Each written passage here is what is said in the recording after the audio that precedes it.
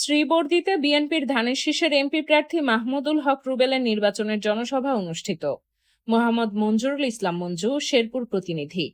5 April রবিবার বিকালে শ্রীবরদী সরকারি কলেজ মাঠে উপজেলা বিএনপি ও অঙ্গ সংগঠনের উদ্যোগে শেরপুর 3 সংসদীয় আসনের ধানের শীষ প্রতীকের এমপি মাহমুদুল হক রুবেলের নির্বাচনী জনসভা অনুষ্ঠিত হয়েছে। উপজেলা বিএনপির আহ্বায়ক আব্দুল রহিম দুলালের সভাপতিত্বে উপজেলা বিএনপির যুগ্ম আহ্বায়ক আব্দুল্লাহ আল মামুন দুলালের সঞ্চালনায় প্রধান অতিথি হিসেবে বক্তব্য রাখেন শ্রীবরদী, ঝিনাইগাতি, শেরপুর 3 সংসদীয় আসনের বিএনপি মনোনীত ধানের শীষ প্রতীকের এমপি প্রার্থী মাহমুদুল হক রুবেল। আসসালামু আলাইকুম ওয়া রাহমাতুল্লাহি ওয়া বারাকাতুহু।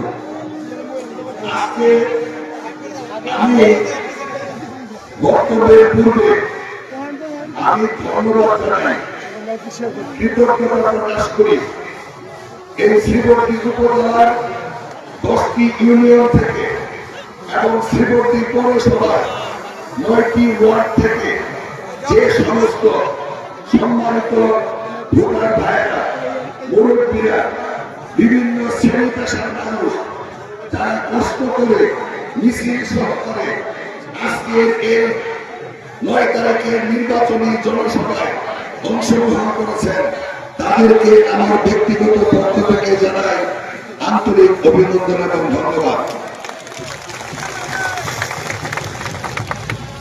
সম্মানিত শ্রীবরদী পৌরসভা এবং উপজেলাবাসী, আমাদের এই শেরপুর 3 আসনটি বিএনপির ঘাঁটি হিসাবে পরিচিত। এই আসনটি বিএনপির ঘাঁটি। এই বাংলাদেশে যতবার সুষ্ঠু নির্বাচন হয়েছে, যতবার এই আসনের মানুষ সুষ্ঠুভাবে ভোট দেওয়ার সুযোগ পেয়েছেন, ততবারই এই আসন বিএনপি বিজয় অর্জন করেছে। সম্মানিত রাজ্যবাসী, সেই জন্য বিগত 17 বছর এই আসনের সমস্ত দলীয় নেতা কর্মী, শুভাকাঙ্ক্ষী বিএনপির ভোটাররা বারবার কারাবরণ করেছেন, মামলার আসামি হয়েছেন, রিমান্ড খেটেছেন, নির্যাতিত হয়েছেন, বাড়িতে ঘুমাইতে পারেন নাই। ঠিক কিনা? এই শেরপুর জেলায় 5টি উপজেলা, 4টা পৌরসভা।